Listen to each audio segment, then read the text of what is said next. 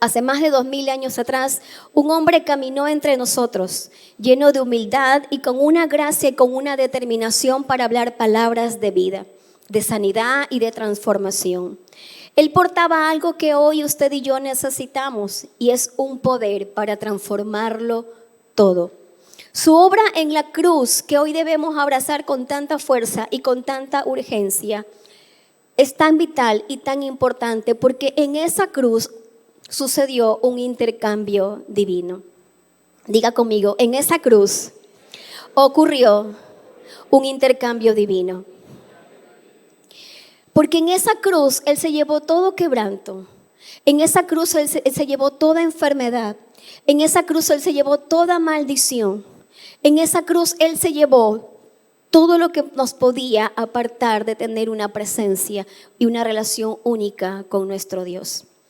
Ese poder no es un poder que caducó, es un poder que sigue estando presente aún en el día de hoy en medio nuestro.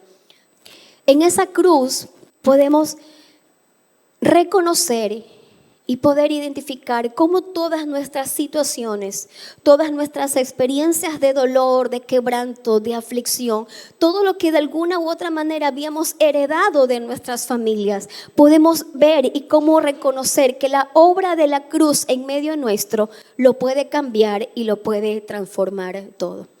Si hay algo que usted y nuestras familias necesitan es su poder transformador, siendo presente, siendo real, siendo evidente en nuestro ser y en nuestra familia para cambiar todo lo que de alguna u otra manera hemos heredado. Vimos la semana anterior que todo lo que uno recibe de sus familias de origen, uno lo transfiere, consciente o no, a nuestras próximas familias, a nuestras próximas generaciones. Pero si hay algo que usted y yo necesitamos tener tan claro, es que hay algo que yo necesito transferirle a mi vida y a mi familia, y es el poder transformador de Cristo Jesús que fue entregado en esa cruz por nosotros. Porque no hay nada que usted y yo podamos hacer apartados de su presencia, apartados de Él. Su palabra dice, apartados de mí, nada podéis hacer. Es tan importante entender que la vida de Jesús en medio nuestro vino para quebrantar toda obra del enemigo. En primera de Juan capítulo 3 versículo 8, la parte segunda de ese texto. Dice, yo he venido a quebrantar las obras del diablo. Hay familias batallando con la envidia, con los celos, con el pleito, con la enemistad, con el orgullo, con la vanidad, con la contienda. Hay enfermedades que no se terminan de erradicar de las familias.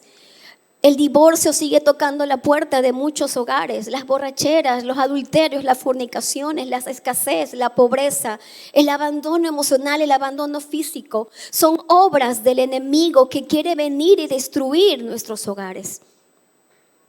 Y cuando usted y yo permitimos que esas obras sigan avanzando en medio nuestro, lo único que van a hacer es van a destruir y a neutralizar todo avance y todo crecimiento que Dios anhela ver en su familia.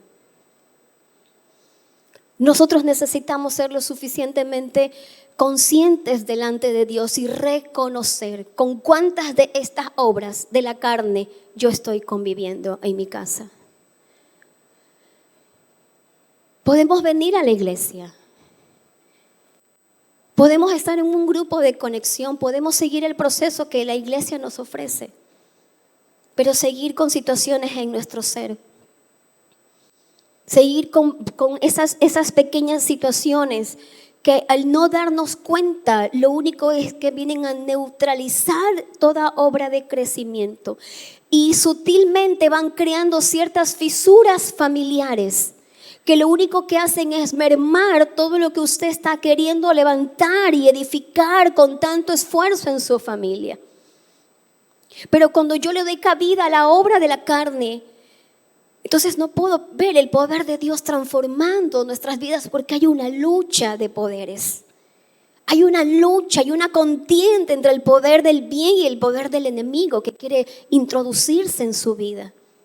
Por eso yo necesito cerrar brechas.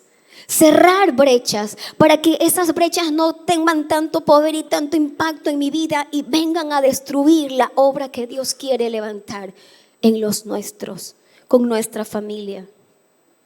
Todas estas fisuras que muchas veces son invisibles porque no las vemos, lo único que hacen es romper las buenas relaciones.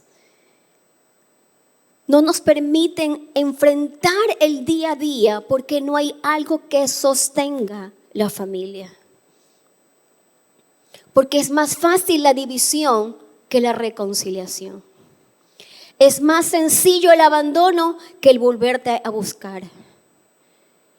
Es más fácil decir, voy a sobrevivir en esta situación en vez de decir qué es lo que yo necesito hacer para cambiar esta realidad en mi vida y en mi casa. El pueblo de Israel tomó una acción ante una gran noticia. El espíritu de muerte iba a pasar por los hogares. Iba a eliminar a los primogénitos de cada familia. De manera simbólica, la sangre de los corderos que iban entregados en sacrificio, tomaban esa sangre y untaban el umbral de cada una de sus puertas para poner un sello de protección. Ese ángel de la muerte pasó, pero las familias de los israelitas fueron guardadas porque había algo que los protegía. Eso fue una obra simbólica de cuando iba a venir el cordero inmolado, que es Cristo Jesús. Todavía Él no había venido. Pero en ese entonces había algo simbólico que protegía, era la sangre de esos corderos. Pero hoy por hoy usted y yo tenemos acceso al poder de esa sangre, que es la sangre de Jesús. Que es una sangre que tiene mayor poder en nuestras vidas. Cuando el poder de la sangre se activa sobre una situación, todo es transformado. Toda obra del enemigo tiene que huir. Porque no hay poder de las tinieblas que se resista. Ese poder tiene que huir, porque hay un poder mayor que se manifiesta y es el poder de la sangre de Jesús. Por eso su poder necesita ser evidente en nuestras vidas. Y esa ofrenda de aplauso es para nuestro Dios. Porque ese poder es el que tiene que estar presente en nuestras vidas y en nuestros corazones y en nuestras familias. Porque no hay otro poder que transforme su realidad. No hay otro poder que sane su enfermedad. No hay otro poder que lo saque de la condición en la que usted se encuentra.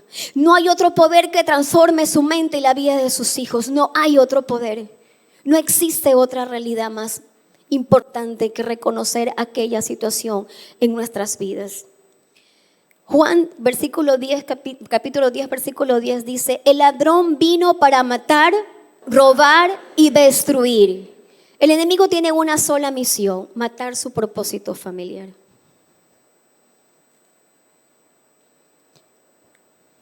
Vino a robar sus sueños familiares.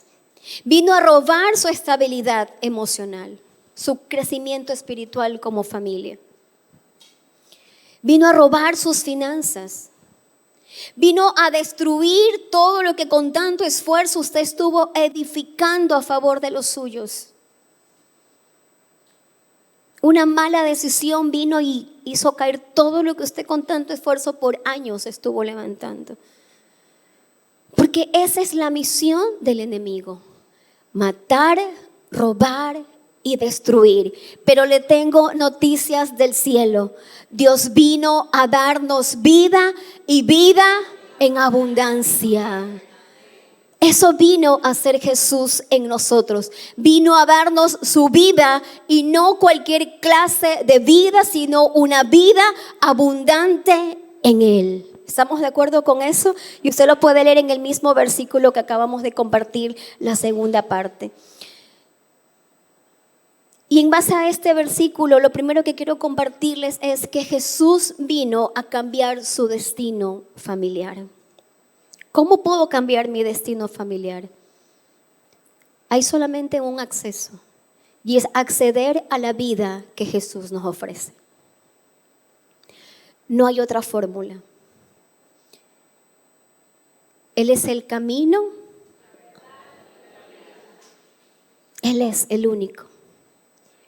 Y la única manera en que usted puede ver un cambio en su destino familiar, en su vida familiar, es a través de la vida que Él nos está ofreciendo vivir. Esa vida abundante en Él. Él se presenta en nuestras vidas como el buen pastor. ¿Qué hace un pastor? Un pastor guía. Un pastor dirige. Un pastor va trazando la ruta de acceso, de avance. Eso hace el buen pastor. Y si Jesús quiere darnos esa vida abundante que Él nos da, yo necesito entender que hay alguien que tiene que guiar los pasos que yo tengo que dar en mi vida y junto con mi familia. Yo necesito ser pastoreado por el pastor de pastores, que es Jesús, y yo alinearme a la dirección que Él trae, porque en cada paso que usted da de guía y de dirección, usted va haciendo un depósito de la vida de Jesús en usted, para que no solamente los suyos caminen en esa dirección, sino que sus generaciones se puedan alinear y puedan trazar ese camino. Pero alguien tiene que abrir la brecha y permitir que el pastor de pastores pastoree nuestras vidas. No hay otra forma, no hay otro lugar. Si Él gobierna nuestras vidas, si Él es el centro de cada decisión que usted y yo tomamos en nuestras vidas, entonces vamos a recibir la luz que necesitamos para alumbrar el camino por el cual necesitamos andar. No todos los lugares están claros, por eso necesitamos su luz para que nos pueda guiar. Es imposible disfrutar de una vida abundante que Él nos quiere brindar si en nuestros corazones su presencia no mora, no habita.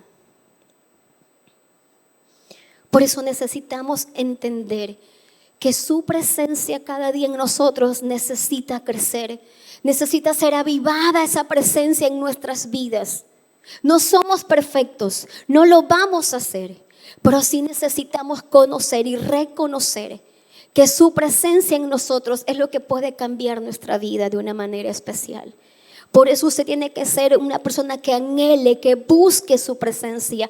Que si usted siente que si su lámpara se está apagando, no deje que llegue hasta la última, sino que vuelva a encender esa llama de la presencia de Dios en su vida, para que su presencia en usted pueda ser el portador de esa presencia en su casa. Y si hay lugares de oscuridad en su hogar que necesitan ser llenos de esa luz, usted sea ese instrumento que Dios use para hacer esa luz, para hacer ese fuego, esa llama que va encendiendo cada lugar. Nuestros hogares no son perfectos. Nuestros hogares no son perfectos. Por eso necesitamos entender que si la presencia de Dios está yendo de nuestras vidas, tenemos que volver a traer su presencia. Tenemos que volver a abrir la puerta a su presencia y decirle: Dios, si yo te he quitado el lugar, ven y gobierna nuevamente. Ven y pon orden en el desorden que tengo. Hay un caos, Señor, ya no puedo sostenerlo. Ven y pon un orden en este caos. Dale una nueva dirección a mi casa, a mi hogar, a mi familia. Quizás usted ve que su familia va en una dirección totalmente opuesta a lo que usted quiere, y más aún a lo que Dios quiere sobre su vida.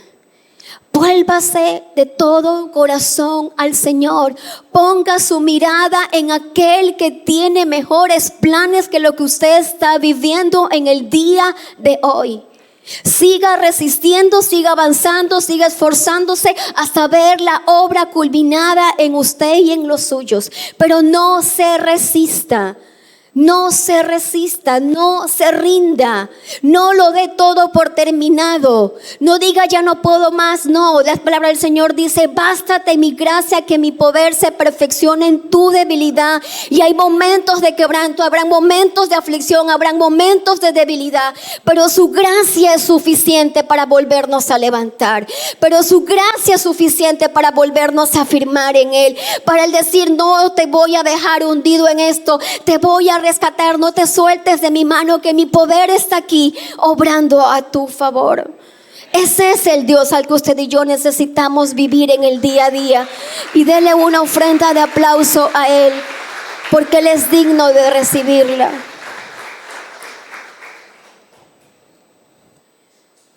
Lo segundo que Él vino a hacer para nuestras vidas, y su poder quiere ser evidente para transformarnos, es que Él quiere cambiar su condición familiar.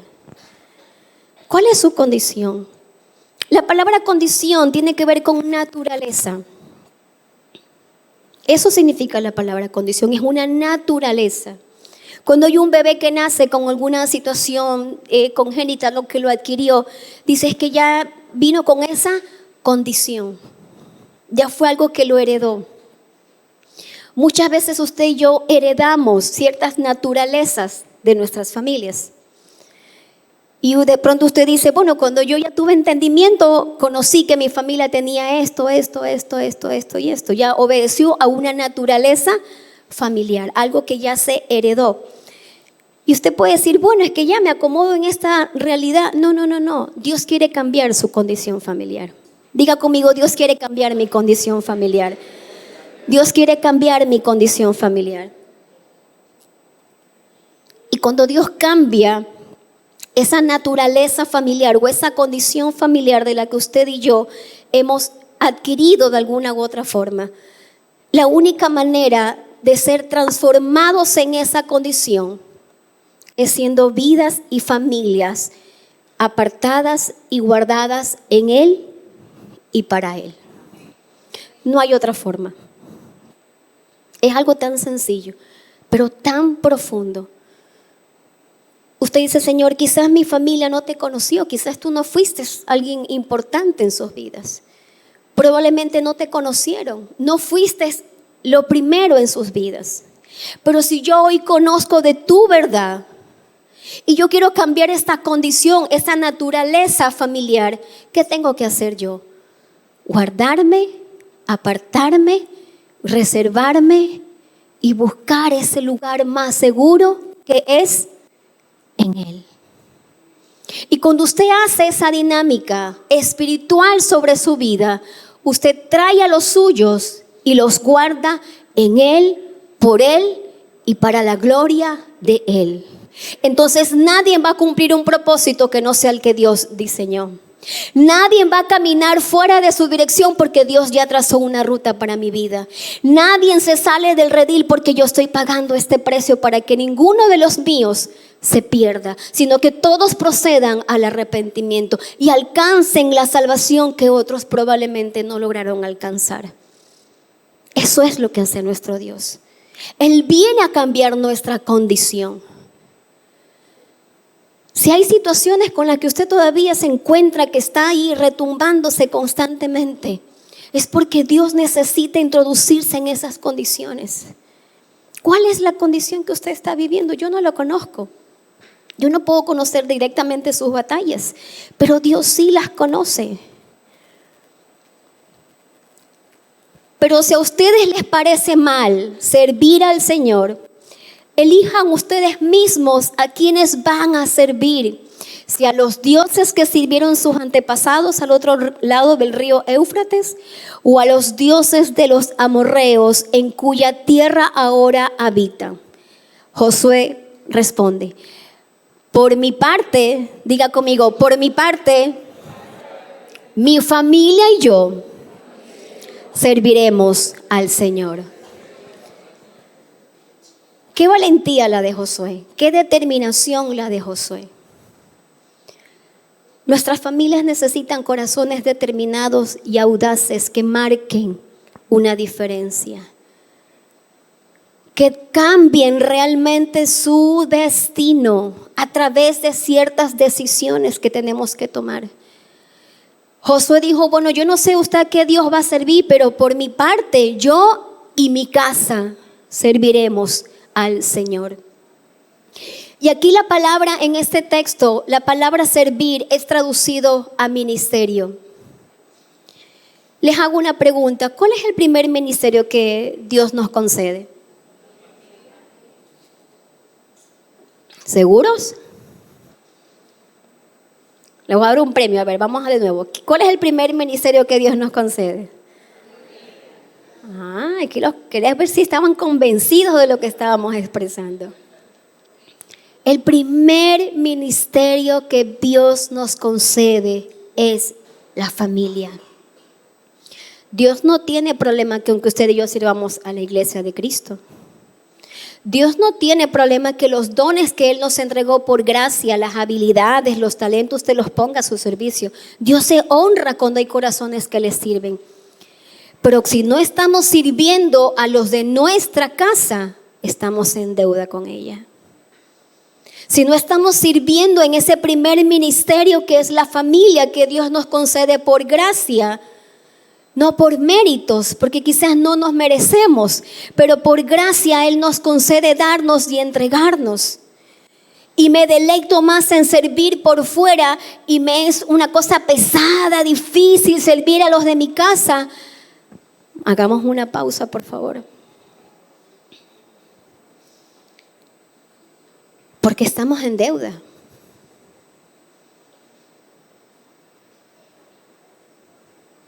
Estamos en deuda con los de nuestra casa. Entonces necesitamos entender que el primer ministerio, el primer lugar de servicio que Dios nos permite y donde Dios nos va entrenando es en nuestra familia. ¿Quién hizo el desayuno antes de venir para la iglesia? Es que hoy es domingo, fuimos a desayunar. Bueno, ¿quién pagó la cuenta? ¿Quién pagó la cuenta? A ver, ¿quién salió a desayunar? No invitaron, no. ¿Quién desayunó en su casa? La mayoría, ok. ¿Quién sirvió el desayuno? Las mamitas y los hijos. Bueno, allá un esposo levantó la mano que le hizo el desayuno. ¿Quién lavó la loza antes de salir? No me pregunte, que ni sabe cómo quedó esa cocina. ¿Usted lavó los platos? Un aplauso para ella, por favor, que lavó los platos en su casa. ¡Qué linda! A ver, los chicos, ¿quién dejó tendida su cama? Un aplauso para estos chicos, por favor, que tendieron su cama. Y las otras habitaciones, no pregunte, por favor, pastor, ni sabe dónde quedó la plancha, la secadora de cabello. Mejor no me pregunte. El primer ministerio que Dios nos entrega es la familia. Ese es el lugar donde necesitamos ser buenos servidores, aprender a lavar los pies de la casa, de los que viven con nosotros.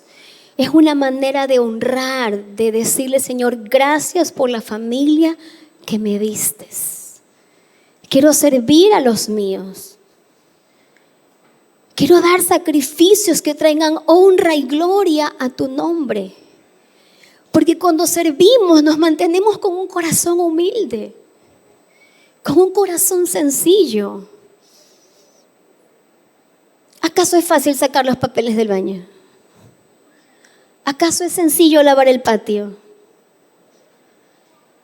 Pelar el camarón para que el ceviche quede rico y las manos, ¡ay, Señor, qué rico! Pero bueno, ahí vamos.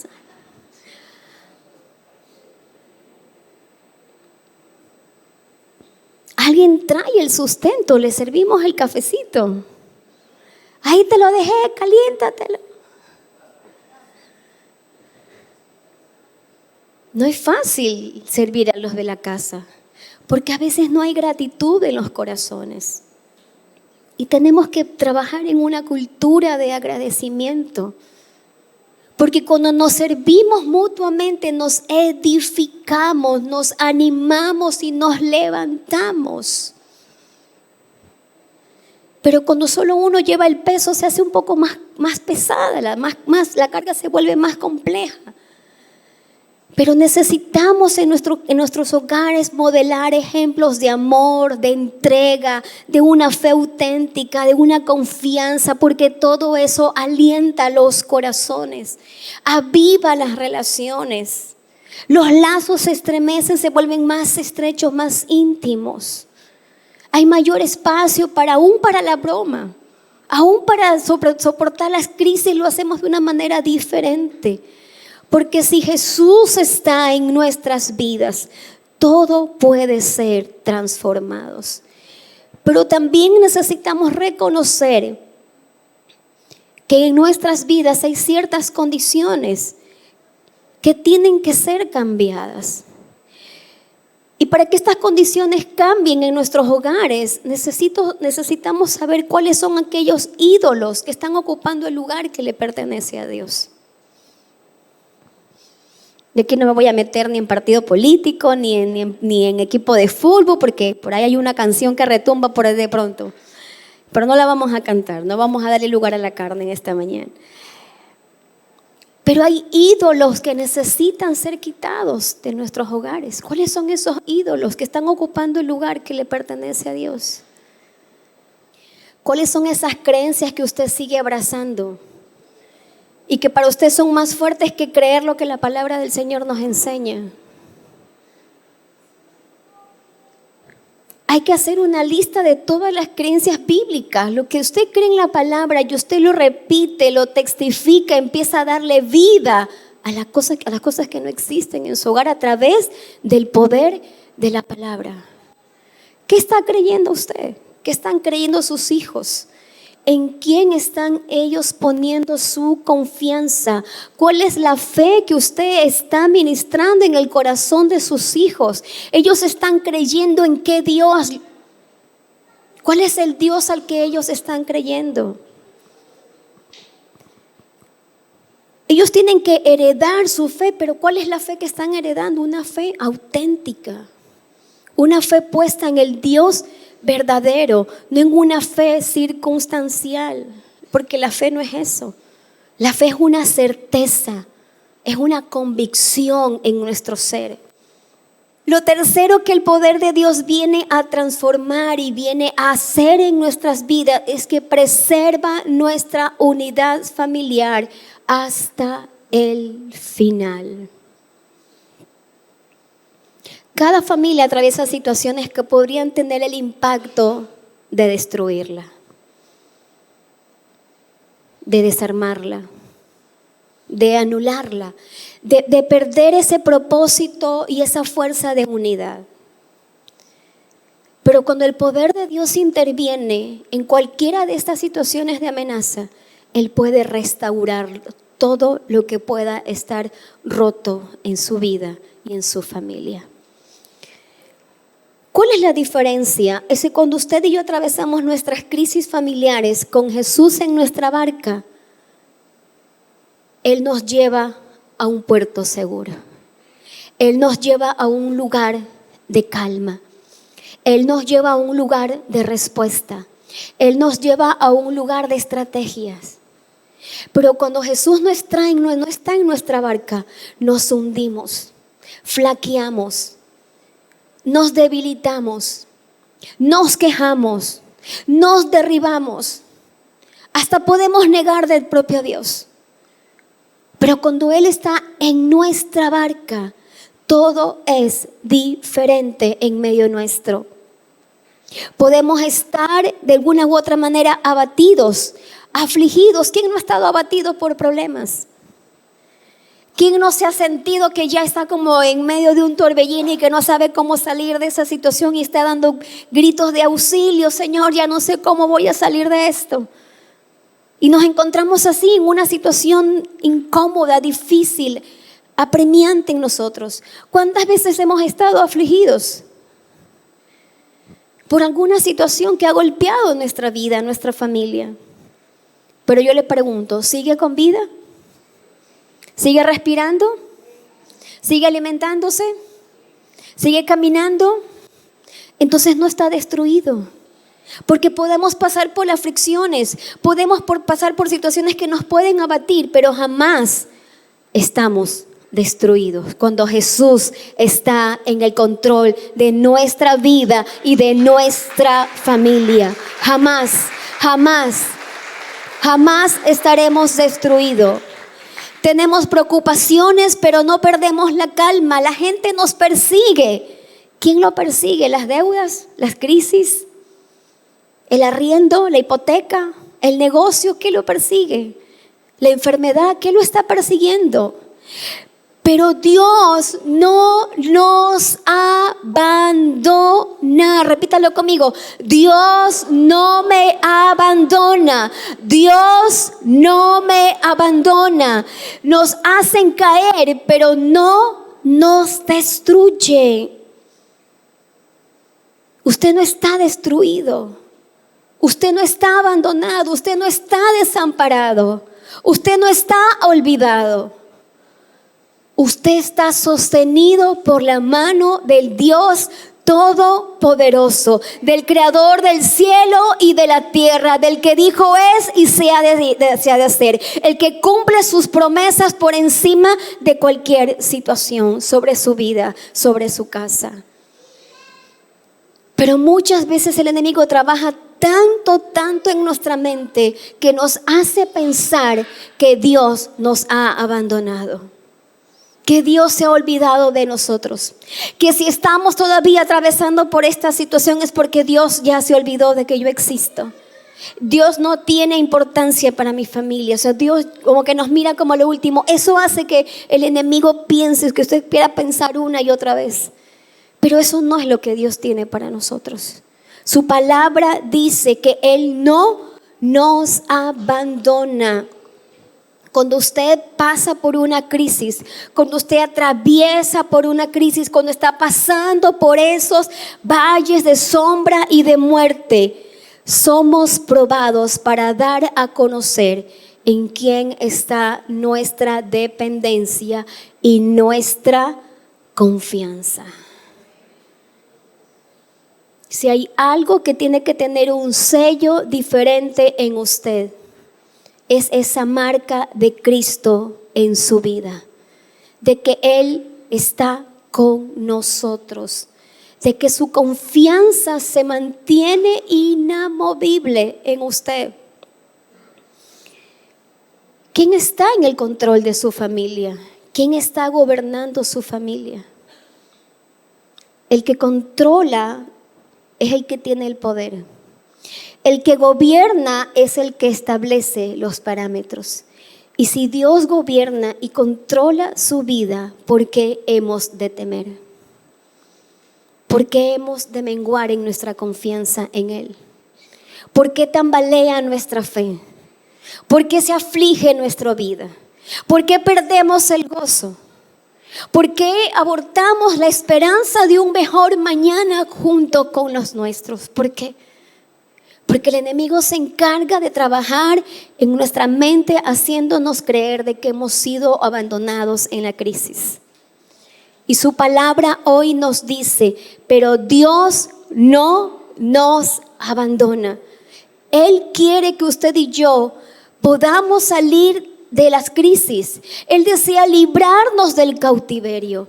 Él desea enderezar nuestro camino. Él desea sanar lo que está quebrantado. Él quiere restaurar lo que parecía que ya estaba perdido. ¿Qué siente usted que está perdiendo?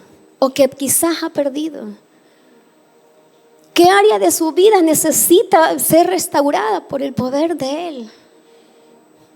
¿De qué situación usted tiene que reponerse y levantarse y decirle, Señor, perdóname porque he creído de una forma equivocada? Pero hoy reconozco que siempre has estado conmigo, pero yo no me alineé a ti. Siempre estuviste en mi barca, pero fui yo quien me bajé de ella. ¿De qué situación usted necesita hoy pedirle perdón al Señor? Y reconocer que Él tiene que nuevamente volver a ese primer lugar en su vida. Tributen al Señor, familias de los pueblos. Tributen al Señor la gloria y el poder. Tributen al Señor la gloria que corresponde a su nombre. Preséntense ante Él con ofrendas. Adoren al Señor en su hermoso santuario. Como familias necesitamos presentarnos delante de Él. Decirle, Señor, te hemos quitado tu lugar. Por eso no estamos viendo esa transformación que anhelamos. Señor, tu poder no ha estado aquí porque no te hemos dado ese espacio a ti. Señor, me he estado hundiendo en esta barca porque muchas situaciones han estado en contiendas dentro de mi propia vida. Pero hoy es un día nuevo en Él. Quiero animar a que usted se pueda poner de pie. Estamos ya por terminar nuestra enseñanza.